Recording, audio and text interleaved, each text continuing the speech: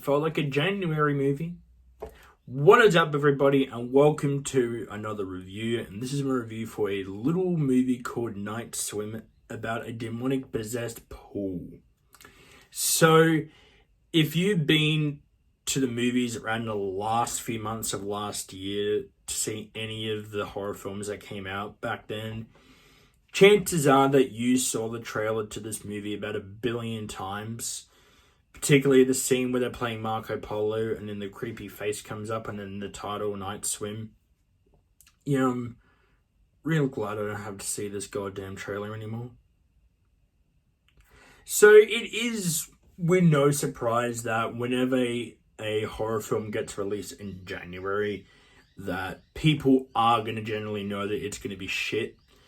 Although we did have the surprise last year with Megan, and the same company, Blumhouse, also made this film. So I went into this with a little bit of faith, hoping that maybe this can finally be the turnaround that we need.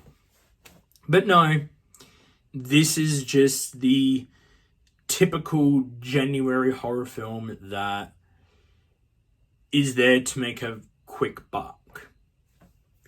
So starting out with the positives, I will say that Kerry Condon as the mum/wife here definitely is the best character in the film, mainly because she's given more to work with.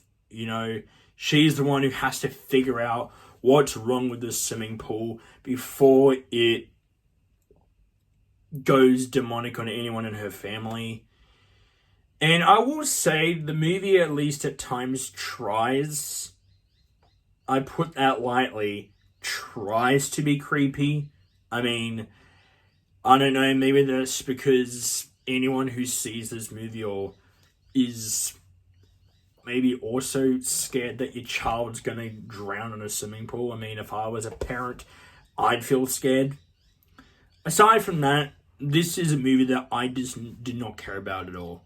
It does what every typical January horror film does, just being there to say, you know what, we're releasing this now because I know no one's going to see it. And it sucks because I felt that maybe this movie could have had potential, yet the execution is where it really fails. Ryan Russell as the dad does try. He's basically this retired baseball player who had to retire due to injury. And his family think that being able to have the swimming pool help him with his therapy. But the problem is, it's not his fault. The movie just doesn't give him with anything to work with. And then you have the two kids in this movie. The younger boy is just instantly scared of the pool, too scared to get in it. And then you have the older sister who's that typical bitch who's threatening to her younger brother and is only caring for him towards the end of the movie. And speaking of that, the last act of this movie, when we get to there, that's when the crazy shit starts to go down. And it doesn't even feel scary at all. You basically just have that thing where the character, who I'm not going to say who it is for spoiler reasons, just has that deep voice to make it sound scary. And movie, that does not work. You need to put more effort in. But at the end of the day, there really is no point in getting angry with this. I mean, I paid for a January horror film and I got a January horror film.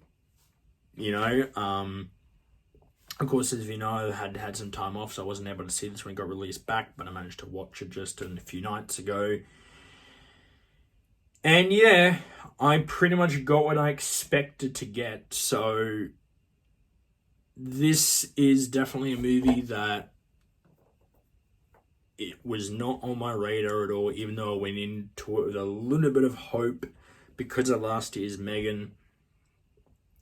But unfortunately, as I said before, it just does what every January horror film does. And I hate repeating myself, but it does that. There to make a quick buck.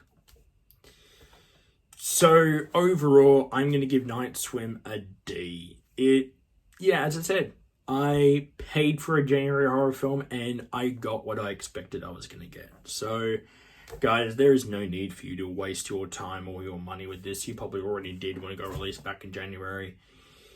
And yeah, there's probably been other people that managed to save you from seeing this movie.